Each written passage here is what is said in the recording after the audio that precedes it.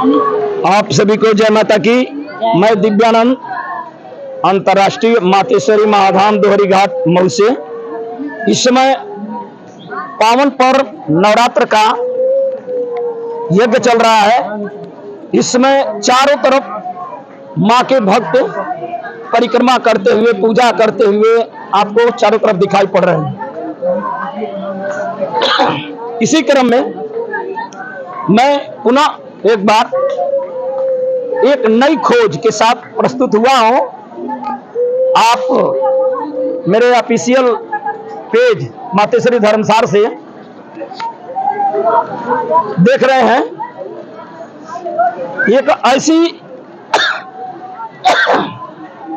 एक ऐसी बीमारी,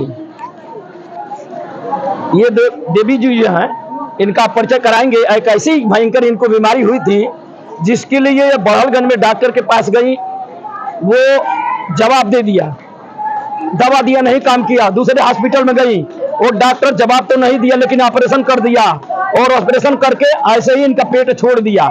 बोला मेरे बस का नहीं है, अब तुम और कहीं जाओ। फिर उसके बाद एक और डॉक्टर के पास बड़हलगंज में गई, वो डॉक्टर भी दवा डर के मारे नहीं दिया कि एक कुछ ही घंटे की मेहमान है, मरने वाली है औरत। उसके बाद लखनऊ गई मेडिकल कॉलेज में, वो डॉक्टर देखते ही इनको बोला जाओ जाओ, तुम तो मुर्दा होकर मेरे पास आई हो, यानी लाश है, कुछ ही घंटे की मेहमान हो, वापस अपने घर के जाओ, सेवा सत्कार करो, कुछ दिन के बाद ये मर जाएगी। इसके बाद घर वाले परेशान हो करके इनको लेकर के गोरखपुर के बाद मेडिकल कॉलेज या लखनऊ में गए हैं। वहां पर भी डॉक्टर बोलता है कि तुम बचने वाली नहीं हो, अब कुछ ही दिन की घंटे की मेहमान हो, यहाँ से चली जाओ और जाकर दवा खाओ या जैसे भी हो, कुछ समय की मेहमान हो। वापस घर को आती हैं। घर को आने के बाद सारे कुटुंबजन, आप जैसे कहते हैं कि पूरे परिवार जब अवसाद में रहता है, टेंशन में रहता है, तो कुछ न कुछ सोचा कि अब जाए तो जाए कहाँ, हमारी बीमारी कैसे ठीक होगी। तो वो सदगुरु चरण में चलकर आती हैं। कहा जाता है ना कि सदगुरु पाना बड़े भाग्य की बात है। जब संसार के सारे रास्ते बंद हो गए इनको ठीक करने का, तो सदगुरु चरण में आई और सदगुरु चरणों के भगवान के चरणों में आकर वो प्रार्थना करती हैं कि मैं गुरुजी यहाँ गई हूँ, इतना पैसा बर्बाद हुआ, अब आपके चरणों में आए हैं। गुरुजी कहते हैं घबराओ नहीं देवी जी, जब मेरी शरण में आ गई हो तो तुमको मैं मरने नहीं दूंगा। यही सब प्रसंग लेकर आपके सामने प्रस्तुत हुआ हूँ। मैं दिव्यानंद अंतर्राष्ट्रीय मातेश्वरी महाधाम दोहरी घाट मऊ से। आइए जानते हैं और समझते हैं कि ये देवी जी कैसे ठीक हुई है, आपके सामने प्रस्तुत है। देवी जी आपका स्वागत है हमारे मातेश्वरी धर्मसार यूट्यूब फेसबुक चैनल पर। आपका नाम क्या है? हमारा नाम कालिंदी देवी है। मैं गोरखपुर के रहने वाली हूँ। हमारा गांव काली पर है। हमारा ये स्थिति हुआ था कि बरहल गए, बरहल भी जवाब दे दिया। नहीं, पहले ये बताइए आपको क्या हुआ था? हमारे पूरे शरीर में पूरे मवाज हो गया था, पूरा पॉइजन बढ़ गया था, पेट रहे, मुंह रहे, पूरे शरीर से मवाज निकल रहा था। उसके बाद डॉक्टर ने पूरा पेट फाड़ करके छोड़ दिया। बरहल, दोहरी घाट, टीके यादव की यहाँ, फिर लखनऊ, सब जगह हम मुझको रेफर कर दिया। कहे तुम जाओ, लाश बन के जाओ, हमारे पास तुमको सहारा कोई नहीं देने वाला है, अब तुम बस 2 घंटे 10 मिनट के खाली भर के हो, उसके बाद जाओ।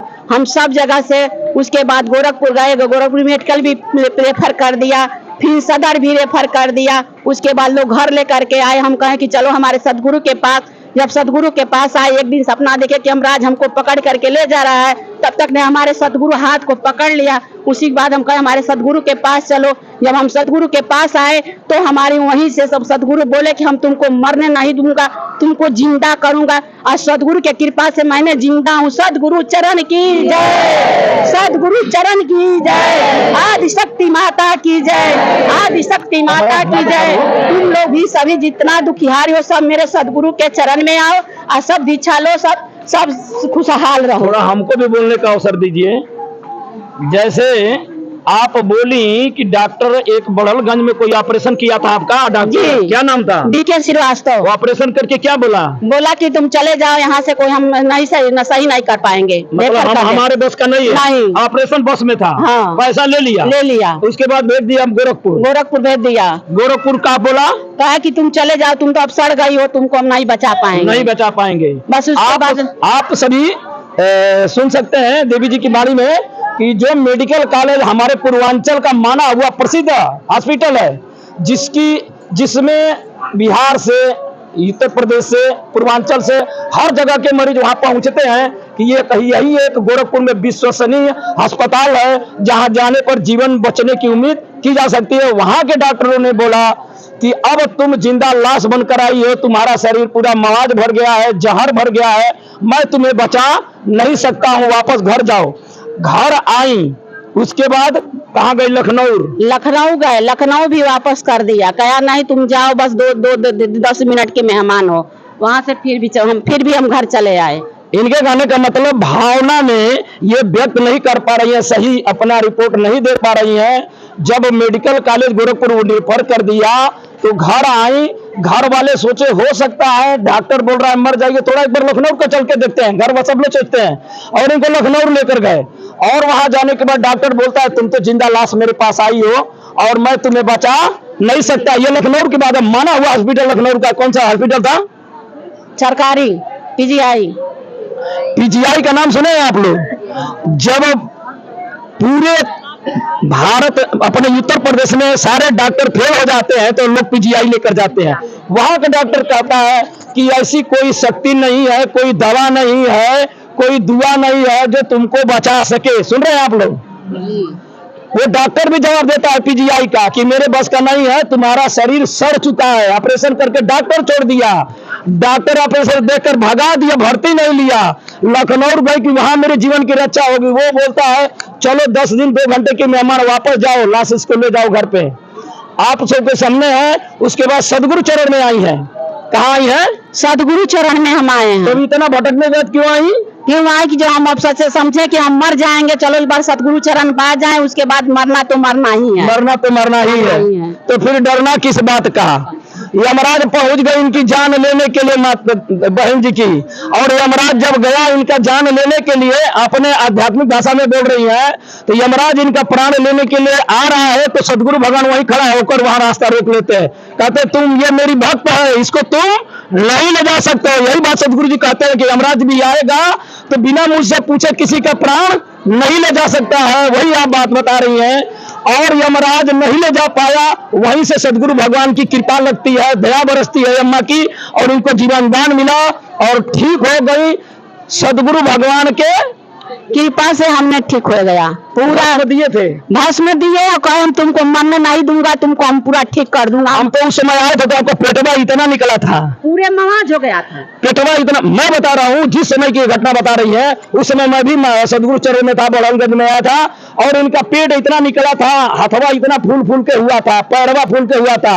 अब मैं डर गया, मैं बोला ये तो बचने वाली अब नहीं है, खून ही नहीं था।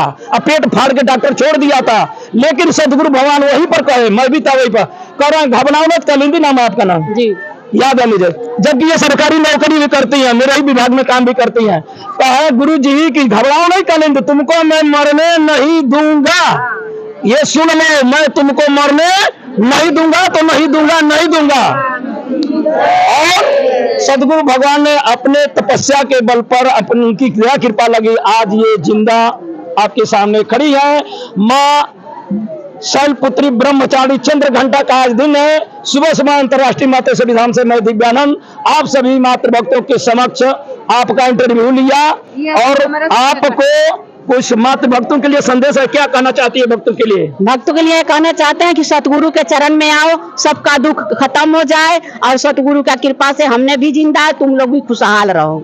सतगुरु चरण की जय। सतगुरु जैसा कि आप देख सकते हैं, कैमरा मैन आप चारों तरफ कैमरा घुमा करके दिखा दीजिए। आप देख सकते हैं जिंदा लाश जो देवी जी थी, उनको सतगुरु भगवान ने जीवन दान देकर आज अपने माँ के नवरात्रि में बुलाए हैं, और यहाँ भक्तों का तांता लगा हुआ है। और आप भी जैसे इनका विश्वास है, श्रद्धा रहा, सदगुरु चरण में आए, सदगुरु सबसे पहले सदगुरु बनाए। अगर सदगुरु जीवन में नहीं है ना तो ये अवसर नहीं मिलने वाला है आपको।